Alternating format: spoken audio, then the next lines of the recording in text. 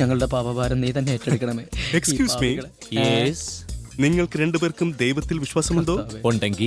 ഉണ്ടെങ്കിൽ അദ്ദേഹത്തെ ഒന്ന് വിളിച്ചോളൂ. കാരണം ഇനി പുള്ളിക്കാരന് മാത്രമേ നിങ്ങളെ രക്ഷിക്കാൻ പറ്റൂ. മനസ്സിലായില്ല. അതാ നോക്കൂ, മുറ്റത്തൊരു മൈന. നടൻ ബാലയ്ക്കെതിരെ വഞ്ചനാ കുറ്റത്തിന് കേസെടുത്തു. അമൃത സുരേഷിന്റെ പരാതിയിലാണ് കേസെടുത്തിരിക്കുന്നത്. ഡിവോഴ്സ് പെറ്റീഷന്റെ 5-ാം പേജ് കൃത്രിമമായി ഉണ്ടാക്കിയെന്നും കൃത്രിമ ഒപ്പ് രേഖപ്പെടുത്തിയെന്നുമാണ് ഇപ്പോൾ പറയുന്ന പരാതി. ഇതൊക്കെ വല്ല കേസാണ് സാറേ?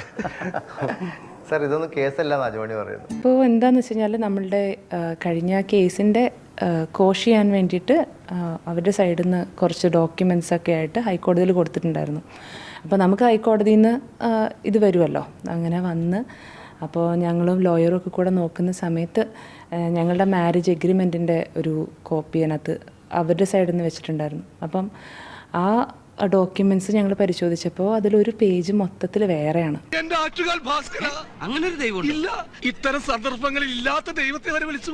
ഞങ്ങൾ പരിശോധിച്ചപ്പോൾ അതിലൊരു പേജ് മൊത്തത്തിൽ വേറെയാണ്, എൻ്റെ സിഗ്നേച്ചർ അടക്കം വേറെയാണ്.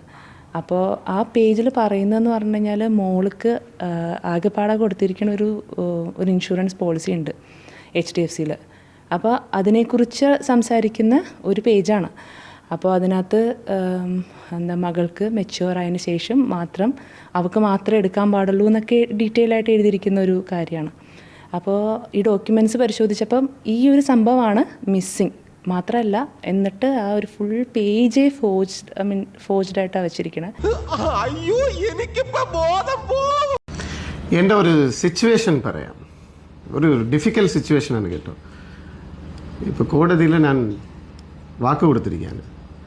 അതേപോലെ അറസ്റ്റായെന്ന് പോലീസിടത്തും ഞാൻ വാക്ക് കൊടുത്തിരിക്കുകയാണ്. ഞാൻ ഇനി ഇതിനെക്കുറിച്ച് ഒരിക്കലും പേരെടുത്ത് സംസാരിക്കില്ലെന്ന്. അന്ന് തൊട്ട് ഇന്ന് വരെ എൻ്റെ വാക്ക് ഞാൻ പാലിക്കുന്നുണ്ട്. ഓർമ്മയുണ്ടല്ലോ, കണ്ടിട്ട് 8-9 വർഷമായതുകൊണ്ട് മറന്നു കാണുമെന്ന് കരുതി. നിന്നെ അങ്ങനെ വേഗം മറക്കാൻ പറ്റുമോ? ഇടയ്ക്കൊക്കെ ഓർക്കും.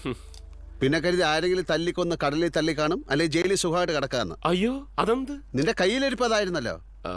അതന്നത്തെ ചോരത്തിളപ്പിന്. ഇപ്പൊ എന്ത് ചോര തണുത്തു പോയാ? സിറ്റുവേഷൻ ഞാൻ എല്ലാവർക്കും മനസ്സിലാക്കാൻ വേണ്ടി പറയുന്നത് എന്നോട് ഒരു അവസ്ഥ. ഇപ്പോൾ സംസാരിച്ചു കഴിഞ്ഞാൽ എൻ്റെ മേലെ അടുത്ത കേസ്, സംസാരിച്ചില്ലെങ്കിൽ യൂട്യൂബ്കാരും പിന്നെ ഇന്ന് റിപ്പോർട്ടർ ചാനൽ ഉൾപ്പെടെ ഫോർജറിനൊക്കെ പറയുന്നു. സംസാരിച്ചില്ലെങ്കിൽ അതിന് മേലെ ഒരു വലിയ സംഭവം ഒന്നും മനസ്സിലായില്ല, പക്ഷെ കാണിക്കണ്ട. நான் என்ன பண்ணணும்? நான் என் பொண்டாட்டி கூட ஜாலியாக இருக்கேன். ഞങ്ങൾക്ക് ഒരു കുട്ടി വരാൻ വരും. അപ്പം ഞങ്ങളുടെ കുടുംബം നോക്കി ഞങ്ങൾ പോകുന്നതായിരിക്കും നല്ലത്. അവർക്ക് അർഹതപ്പെട്ടത് അവരവർക്ക് തീർച്ചയായിട്ടും കിട്ടും. ഒറിജിനൽ ആണെന്ന് പറയില്ലടാ, അത്ര ആർട്ടിഫിഷ്യൽ ആയിട്ട്.